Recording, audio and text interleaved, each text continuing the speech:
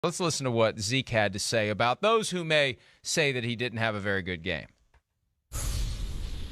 I mean, if you know football, if you are in this building, then you can tell that someone can have a solid game without, having the best statistics. I mean, if you don't understand that, then you probably should study a little more.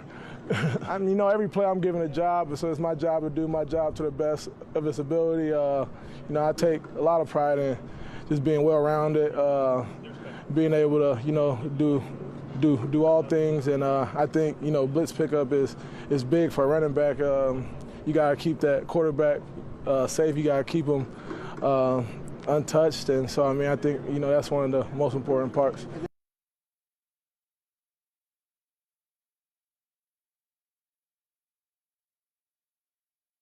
Are we there? Yeah. Are we here? Can they hear us? All right, here we go.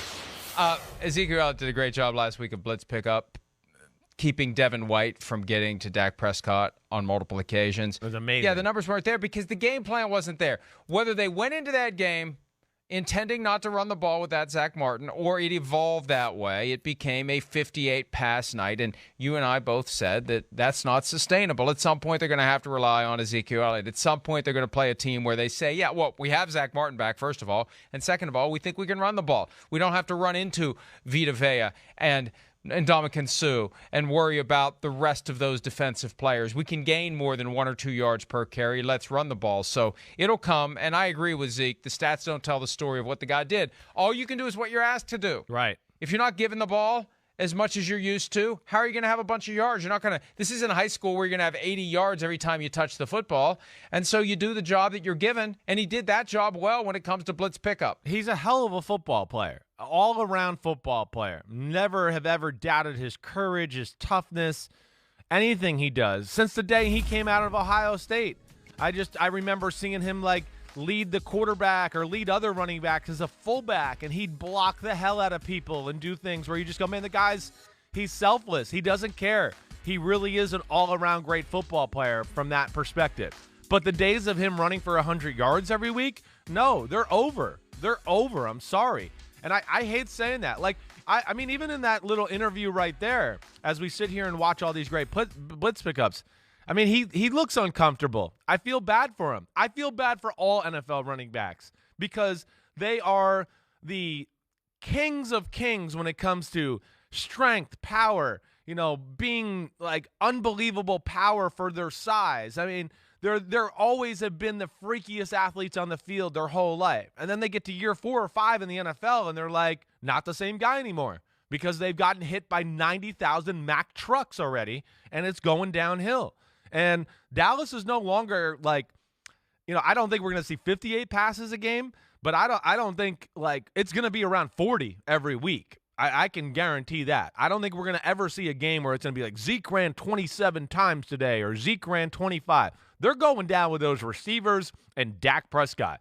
And I think last week just confirmed that after they saw how good Prescott looked and played. They're probably 40, 45 times a game. Here we go.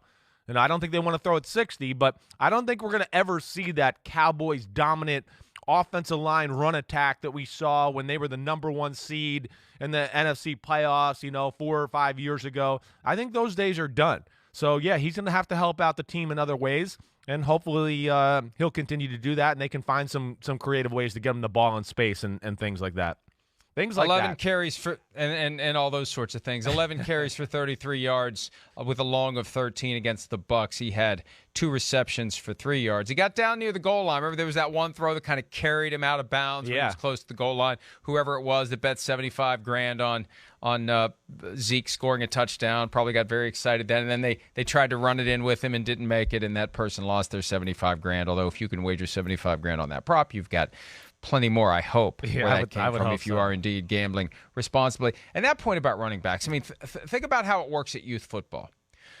The badass is the one who becomes the running back. Right. The guy who is faster, more agile, more elusive, the one kid on the playground that no one can touch, the most physically gifted player at the youth level becomes the running back. And he continues to be the running back, and he's dominant everywhere he goes. He gets to college, and he's dominant there. He gets drafted. for Zeke, top 5 pick, and he was dominant early in his career. The problem is all those hits, all that abuse, all that stress, all that wear and tear, it takes the tread off the tires, and you do get to a point where it's over. And I still remember, and I mentioned this earlier this week on PFTPM, Ben Tate, Auburn running back who was a second-round pick of the Texans and had his flash, had his moment in the sun, and then it's gone.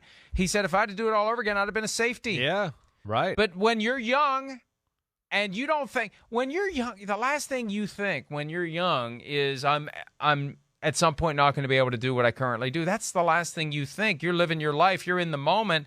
You want the ball. You want to be the star.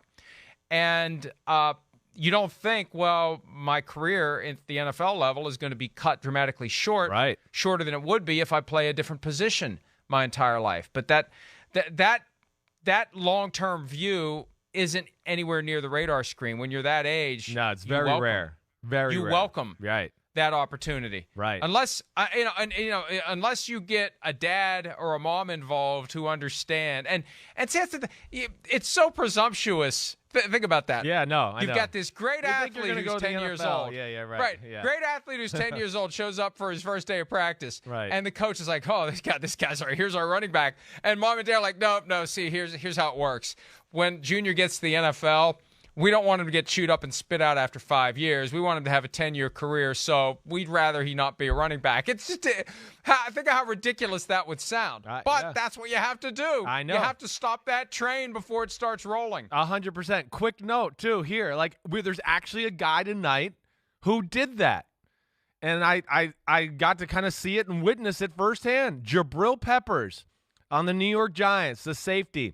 He went to my brother's high school, Don Bosco Prep, and then transferred to Paramus Catholic in New Jersey, which New Jersey has 5 high schools that, no joke, have 7 NFL players on their team every year. They just recruit, and they got people from New York State and Northern Jersey and whatever. They're powerhouses. But Jabril Peppers was probably one of the best running backs in the country. And somebody got in his ear and said, don't go to Michigan and be a running back. You'll have a longer career playing DB, safety, and doing that. And he did. But that's really about the only instance I've ever heard of or know of where that actually happened. And, to your point, it's very hard to have that vision, down the road. Or like you're saying, it's a little, I don't know, what's the word you said? Presumptuous? Yes, I got it out. Yes, presumptuous. To think oh, yeah, he's going to the NFL, when he's in 8th or 9th grade. It's hard to know that. Jabril Peppers was one of those guys where you saw him as a freshman or sophomore, and you're like, he's going to the pros. You have to wonder, though, with Jabril Peppers, and I know we got to go, and it's funny because I was skeptical that we'd have enough to say about tonight's game. But Jabril Peppers, it's not like he's – No, he's Rodney not killing Harrison. it. No, yeah, I get you. Right. And you have to wonder whether he thinks, you know what, however many years he's able to play as a safety, would he have rather had those few years of burning bright as a running back, being the fantasy football star, being the guy. I'm not saying no one's buying Jabril Peppers' jersey, but if you're going to buy a jersey, you're going to buy the running back or the quarterback first. Yeah. And so anyway, it's not. It's unfortunate, but that's how it is for running backs in today's NFL. Hi, I'm Mike Tirico, and thanks for watching. Make sure to hit subscribe for the latest news and highlights from NBC Sports.